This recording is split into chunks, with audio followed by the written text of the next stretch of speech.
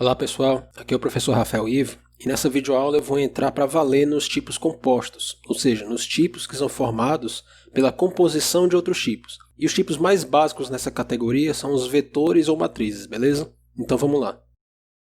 Até o momento a gente viu os tipos básicos presentes nas linguagens de programação. Viu os tipos ordinais, que são tipos em que correlacionamos símbolos com números inteiros, criando assim um determinado tipo com um conjunto fixo de valores. E vimos strings, que em algumas linguagens são implementados como tipos básicos, como Python, e que normalmente nessas linguagens as strings são imutáveis, ou seja, os dados delas, apesar de serem formadas por caracteres, a string em si é um elemento indivisível. Você não pode sair alterando um elemento em específico. Se quiser alterar, tem que alterar a string inteira. Você pode pensar nos tipos básicos como esses blocos indivisíveis de dados. Eles não são formados por nenhum outro tipo, eles são inteiros por si só. O que a gente vai ver a partir dessa aula são os tipos compostos, que são tipos formados pela agregação de vários outros tipos, sejam eles básicos ou outros tipos compostos, o que é perfeitamente possível, como a gente vai ver mais para frente. Matrizes são um tipo de dados que agrega vários elementos de um mesmo tipo e que esses elementos são todos acessados por meio de um conjunto de índices. Esses índices indicam a posição relativa entre um elemento específico da matriz e o primeiro elemento. Muitas vezes, matriz é chamado de vetor ou também de array. Muita gente gosta de usar o termo array porque os termos matriz e vetor podem ser confundidos com as suas definições na matemática, que são uma outra coisa. Enquanto array é isso que a gente está descrevendo aqui. E aproveitando que eu estou falando de como as coisas são nomeadas, é bastante comum na literatura da linguagem de programação se referir aos índices como subscritos também. Tá? Então fica atento aí quando for ler algum livro e ver esse termo. Então, por exemplo, na linguagem C e afins eu posso declarar um vetor desse jeito. Aqui eu estou indicando o número de elementos, 30, e indicando o tipo de dados que eu vou guardar em cada um desses elementos, que é double. Então, na prática, significa que eu quero reservar um pedaço de memória contínuo de 30 pedaços de memória, em que cada pedaço desse é do tamanho de um double. Já quando eu faço esse outro tipo de código aqui, eu estou acessando um dos elementos do vetor.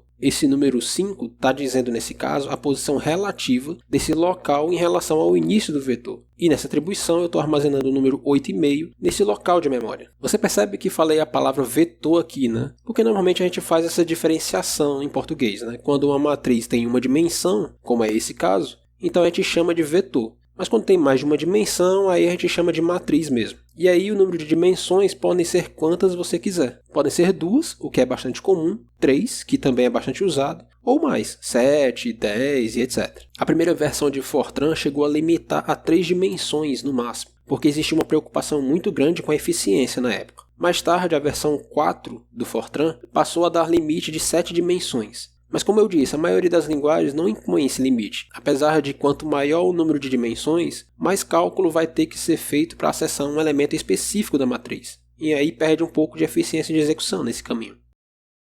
Ok, certo? Então, para referenciar um elemento específico de uma matriz, você indica os índices, ou subscritos, desse elemento através de números inteiros. A sintaxe para se referir a um elemento da matriz é quase universal. O nome da matriz seguido da lista de índices colocado entre colchetes. Mesmo assim, existem algumas linguagens que têm uma sintaxe levemente diferente. A linguagem Fortran usa parênteses, com os índices separados por vírgula. O problema de usar parênteses é que isso causa confusão para quem está lendo esse programa se é uma matriz ou uma função, que também usa parênteses. Na época, os projetistas de Fortran não tinham um caractere melhor para usar, então teve que ser desse jeito mesmo. Mas a linguagem Ada também usa parênteses. Mas lá os projetistas, eles não escolheram o parêntese por causa da limitação. O motivo é que eles interpretam matrizes como se fossem funções que recebem como entrada os índices e retornam um valor de saída. Agora que a gente já sabe que as linguagens usam inteiros como índices, resta saber o seguinte: quais números inteiros, Muitas linguagens definem esse intervalo de valores de forma implícita, ou seja, você tem que ler a documentação da linguagem para saber. E aí temos normalmente essa dúvida: o vetor começa em 0 ou começa em 1? Muitas linguagens modernas, fortemente inspiradas por C, Lisp e Java, adotam vetores iniciando em 0. Mas por muito tempo as linguagens mais usadas do mundo, como Fortran, COBOL e Pascal, usavam vetores iniciando de 1. E ainda tem algumas linguagens que usam essa convenção atualmente, como Lua e Visual Basic.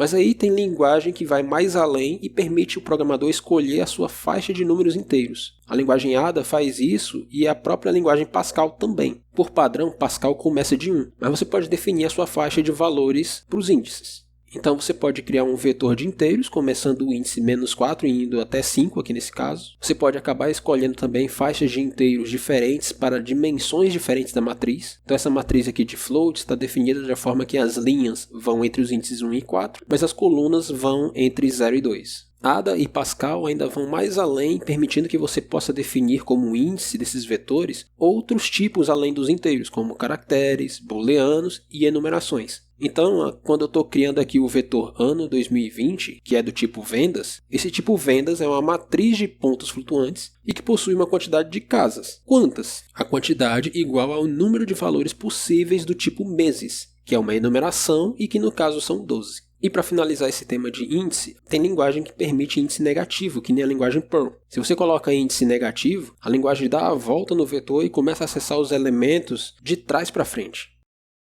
Assim que você cria uma matriz, algumas linguagens fazem o favor de inicializar todos os valores da matriz para você com valores padrão. Por exemplo, em Java, se você cria uma matriz numérica, todos os valores são automaticamente zerados. Ou se você cria uma matriz de caracteres, todos são caracteres nulos. Se for uma matriz de objetos, então as referências a esses objetos são todas iguais a null. E se for uma matriz de booleanos, todos eles são iguais a false. Claro que você não deve contar que toda linguagem vai fazer isso. Algumas só alocam memória e pronto. Tome cuidado para não acessar lixo de memória. Mas às vezes o programador só quer atribuir alguns valores ele mesmo na inicialização, e muitas linguagens permitem isso. Fortran permite que você possa inicializar um vetor usando a instrução data. Já a linguagem C permite você atribuir os valores usando o próprio símbolo de atribuição com os valores entre chaves. E dá ao programador a liberdade de nem precisar definir o tamanho do vetor nesses casos. Quando você inicializa uma matriz desse jeito e não diz o tamanho da matriz, a linguagem C verifica os dados que você está passando, conta a quantidade de elementos e aloca só o espaço mínimo necessário para guardar esses dados. No caso da linguagem C e C++, que interpretam strings como vetores de caracteres, que nem a gente viu na aula passada, eu posso inicializar strings desse jeito, que a linguagem C vai alocar os espaços para guardar todos os caracteres, incluindo o caractere nulo, o /0. Isso se estende até, inclusive, quando você cria um vetor de ponteiros para caractere e inicializar com um conjunto de strings, como aqui. Nesse caso, a linguagem vai reservar somente o espaço suficiente para cada string individualmente e armazenar ponteiros para cada uma dessas strings no vetor nomes. Essa abordagem ela é bem parecida, inclusive, com as strings em Java e como você pode inicializar um vetor de strings nessa linguagem. A linguagem Pascal ela não permite inicialização de matrizes na declaração, mas a linguagem Ada permite. A diferença da linguagem Ada para as outras inicializações é que nas que a gente viu até agora, os valores são inseridos no vetor na ordem que eles aparecem. Então aqui nesse caso, o número 1 vai para a primeira posição, o número 3 vai para a segunda posição, o número 5 vai para a terceira e assim sucessivamente. Mas se você quiser, pode definir explicitamente os valores para índices específicos. Nesse caso aqui, o primeiro elemento vai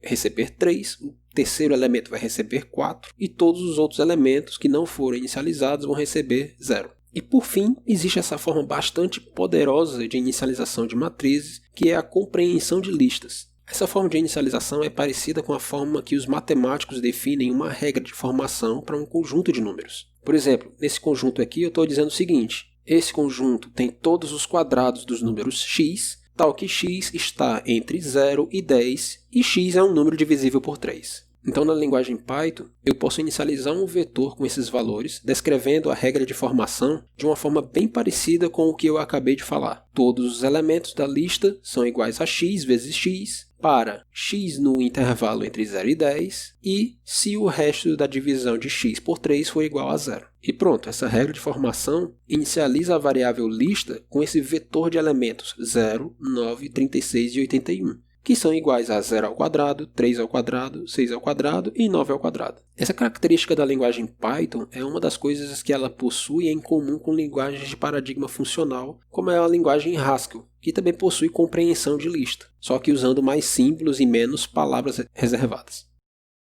Para acessar um elemento, a gente pode utilizar os colchetes com um índice dentro indicando a posição. Mas e se a gente quiser um pedaço da matriz? Algumas linguagens permitem você obter fatias ou slices. Na linguagem Python, a gente pode fazer isso indicando nos colchetes dois valores de índices. Um indicando o início, incluindo esse elemento do início, e outro indicando o final, mas excluindo esse elemento do final. Então aqui nesses exemplos, P de 0 a 2 indica o caractere da posição 0 e da posição 1, P e Y. P de 0 a 3 indica P, Y, T. P de 3 a 4 pega só o caractere H que está na posição 3, não pega o elemento na posição 4. E eu posso deixar esses intervalos em aberto para pegar até o final da string ou desde o início também. Essa forma de pegar pedaços da matriz não era nenhuma novidade, tá? A linguagem Fortran 90 já permitia isso em matrizes de uma forma que eu acho, na minha opinião, mais intuitiva, colocando o índice inicial e final, onde os elementos do início e do final estão incluídos na fatia. Então se eu colocar assim, mat, linha 2 e coluna 1 a 3, posso pegar uma linha da matriz, a linha 2. Ou então colocar mat, linhas 1 a 3 e colunas 1 a 2, e assim pegar as duas primeiras colunas. E essas fatias são livres para serem executadas em matrizes de dimensões maiores. Como aqui que eu estou pegando todos os elementos que possuem a primeira dimensão igual a 2, e aqui onde eu estou pegando todos os elementos que possuem a terceira dimensão igual a 2 e 3. Algumas linguagens, como Ada, quebram até essa regra de sequência contínua de entradas, que eu defini aqui para as fatias, porque permitem você dizer explicitamente a ordem dos índices dos elementos dessa fatia. Então aqui no exemplo, eu estou pegando uma fatia de lista com os elementos nas posições 3, 1 e 4 nessa ordem.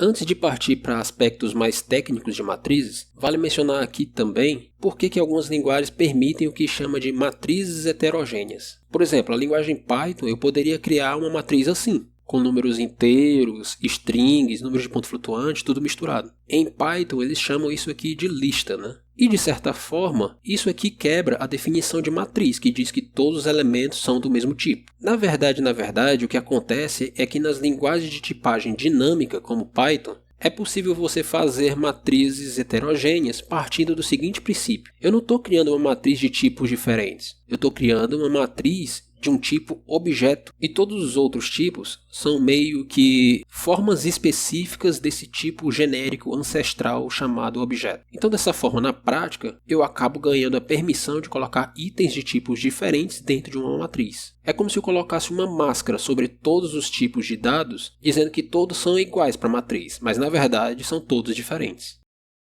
Agora que a gente já viu várias maneiras diferentes que matrizes são declaradas e usadas, vamos classificar elas aqui. A gente pode ter essas 5 categorias de matrizes diferentes que estão sendo mostradas. Esses nomes eles se baseiam em 3 coisas. Se a matriz vai ter um tamanho fixo ou não, se a matriz é alocada de forma estática ou dinâmica, e onde essa matriz é alocada na memória. Então vou fazer um breve parêntese aqui para explicar sobre processos, ou seja, programas em execução. Quando seu programa está executando, ele tem mais ou menos esses campos aqui na memória alocados. Você tem a região onde fica o código de máquina, que não vai ser interessante para a gente aqui agora. A gente tem essa região de dados estáticos, onde ficam variáveis globais e variáveis alocadas estaticamente. E tem essas duas áreas que são dinâmicas, que alteram seu tamanho no decorrer da execução do código. A pilha, que cresce e diminui à medida que as funções vão sendo chamadas e terminadas no seu programa. E a heap, que é onde se aloca memória quando se faz alocação dinâmica. A primeira categoria de matriz que a gente vai ver é a matriz estática, que é a mais engessada, se pode-se dizer assim. Ela tem tamanho fixo, definida por literais inteiros dentro do próprio programa, e fica alocada por toda a execução do programa, ou seja, ela fica na memória, na parte de dados estática do processo. A única vantagem dessa categoria de matriz é que você não gasta quase nenhum tempo alocando memória. Afinal, essa memória já é alocada quando o programa inicia e fica aí ativa durante todo o programa. Na linguagem C, essas matrizes são declaradas globalmente, ou seja, fora de qualquer função, ou então com a palavra reservada static, que faz a alocação estática, como a gente já viu numa aula passada.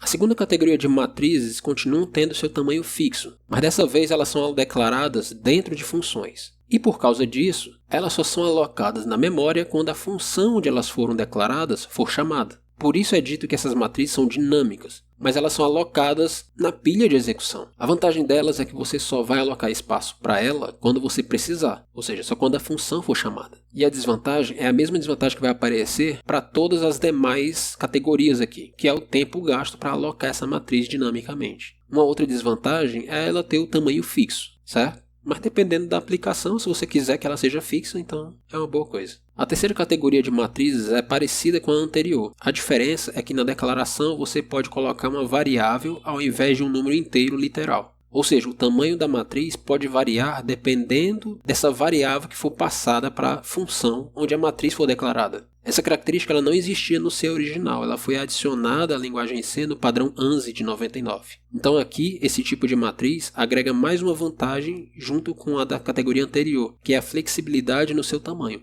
Agora a matriz pode ter tamanhos diferentes dependendo da execução, mas depois que aloca, o tamanho é fixo, né? Mas já é um começo. E agora a gente chega numa matriz que é alocada em outro lugar. Nesse caso, a matriz é alocada na heap. A alocação continua sendo dinâmica, mas dessa vez ela não depende da pilha de execução. Inclusive, essa matriz alocada aqui na função f, por exemplo, vai ficar alocada na heap mesmo depois que a função f acabar. Ela só vai ser desalocada na heap, no caso da linguagem C, só quando executar uma função explícita para desalocar a memória. A vantagem desse tipo de matriz é, claro, a flexibilidade. A alocação dinâmica na heap pode ser feita a qualquer momento da execução do seu programa, com o tamanho que você quiser. Inclusive, eu poderia liberar a memória de VET e depois alocar de novo com um tamanho diferente que daria certo. Claro que eu teria que jogar fora todos os valores que eu tivesse antes, mas poderia fazer isso. E talvez essa seja uma pequena desvantagem dessa abordagem, que é, mesmo alocando tamanhos diferentes, depois de alocado, a matriz tem que ficar daquele tamanho. Não dá para aumentar ela de tamanho à medida que eu vou inserindo elementos na matriz.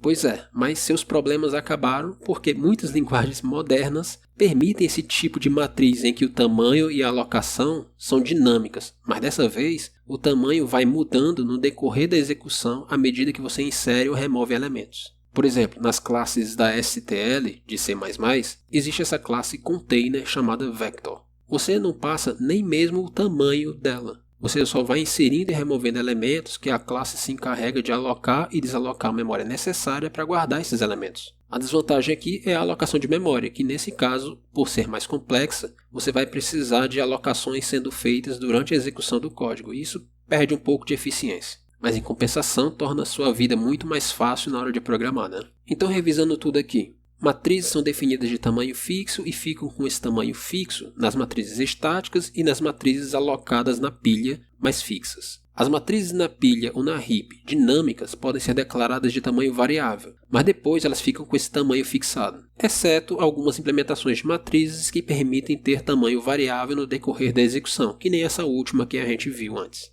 Só os dois primeiros tipos de matrizes podem ter seus tamanhos definidos durante a compilação, porque eles são fixos, definidos por números inteiros literais. As demais precisam de valores de variáveis para determinar seu tamanho, então elas são definidas em tempo de execução.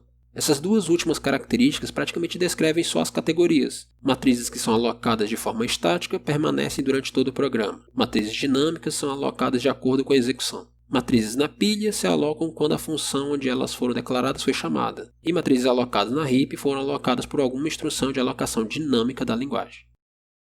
Quando você vê uma atribuição como essa, que está aparecendo, o que você pensa que vai acontecer nessa linha durante a execução, né? De que a variável x vai receber o número 10, e a partir dali, esse valor 10 vai estar armazenado nela, ou seja, no endereço de memória da variável x. Ok, mas e nessa atribuição agora? A mesma coisa, só que agora o número 10 é armazenado no endereço de memória da posição i do vetor vet. Certo, mas qual é o endereço dessa posição i?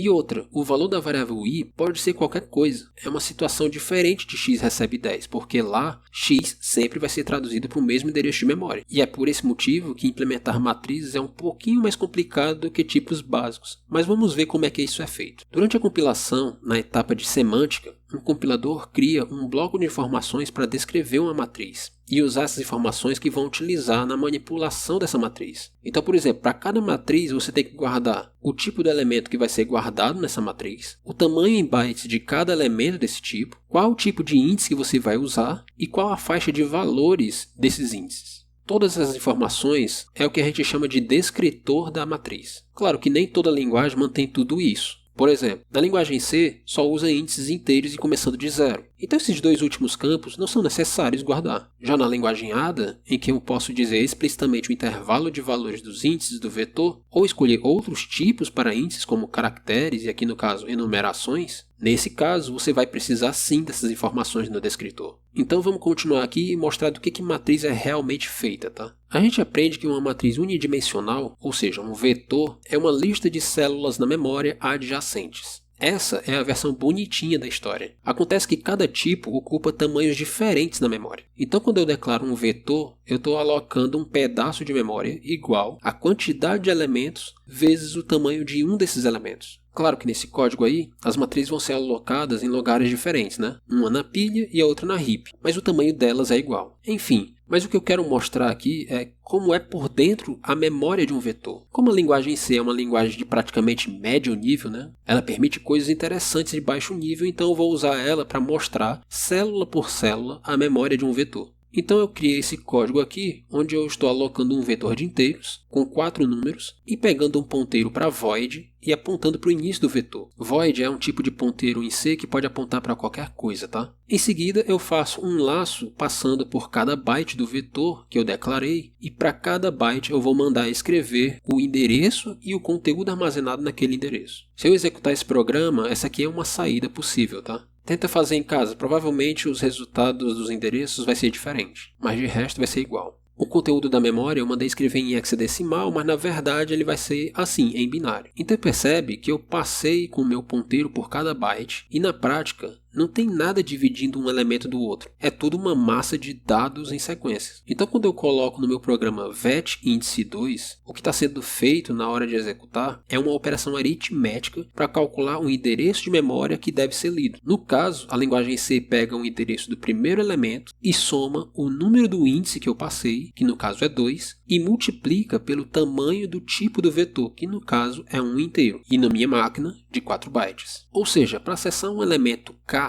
qualquer de um vetor, a linguagem C está pegando o endereço do primeiro elemento e somando K vezes o tamanho do tipo do vetor. Essa fórmula funciona para a linguagem C e para todas as outras que têm o vetor iniciando do índice 0. Mas nas linguagens que iniciam do número 1, que nem Pascal, a fórmula é um pouquinho diferente. A linguagem vai ter que subtrair o número 1 do índice antes de multiplicar pelo tamanho do tipo do vetor. E no caso de ADA, que permite faixas começando de qualquer valor, vai ter que subtrair o índice K pelo índice que você definiu como o índice inicial. Então dá para entender ainda mais aqui por que a linguagem C usa vetores iniciados em 0, né? Porque fazendo isso, a linguagem C torna o acesso ao vetor mais eficiente, porque ela evita realizar uma subtração que as outras linguagens têm que fazer na hora de acessar um elemento do vetor.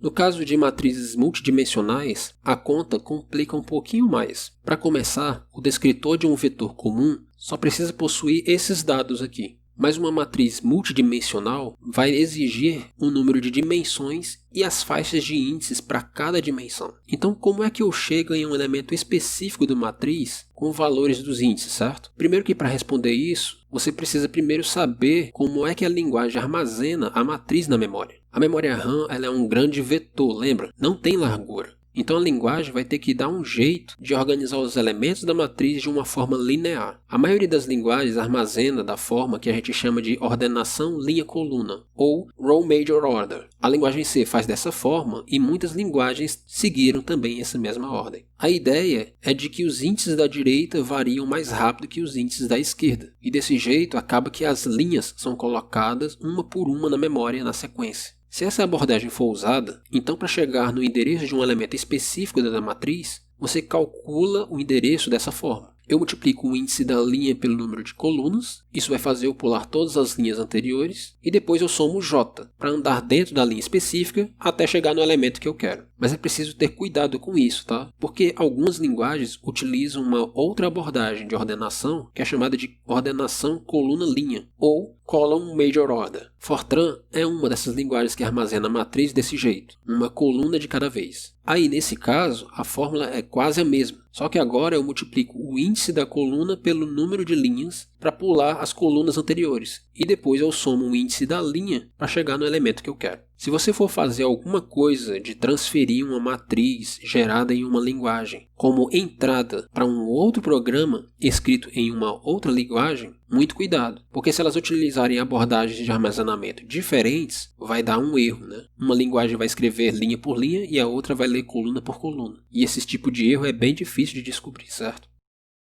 Já que eu estou falando de acessos aos elementos da matriz, o que acontece quando o índice acaba sendo um índice fora da faixa de valores permitidos, né? No caso de linguagens fortemente tipadas, essas linguagens guardam um descritor em tempo de execução com a faixa dos valores permitidos, e cada vez que o programador fizer um acesso ao vetor, o índice é verificado se ele é válido. A linguagem Java faz essa verificação, comparando o índice com 0, o primeiro índice permitido, e o tamanho do vetor, que a própria linguagem Java permite acessar através desse parâmetro length. No caso do Java, ele ainda gera uma exceção, que você pode programar o que deve ser feito quando esse tipo de erro acontece. A gente vai ver sobre tratamento de erros mais para frente, certo? Essa verificação toda, claro, torna um programa bem mais confiável, mas realizar esse teste sempre antes de qualquer acesso cria um certo overhead, um gasto a mais no processador, diminuindo um pouco a eficiência de execução dessas linguagens. E como a linguagem C é uma linguagem feita para ser a mais eficiente possível, ela não verifica nada disso. Se você colocar um índice fora do vetor, a linguagem executa aquela fórmula de calcular um endereço e vai em frente. Então por isso que uma das fontes de erros mais comuns nas linguagens C e C++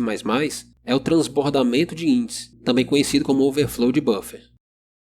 Bem, gente, por hoje é só. Tem matriz em praticamente toda a linguagem e elas têm sido desenvolvidas desde a primeira versão de Fortran. Então tem muita coisa para falar sobre elas. Próxima aula a gente vai para um tipo composto heterogêneo, os registros. Dúvidas e sugestões deixa aí nos comentários, beleza? Então até mais.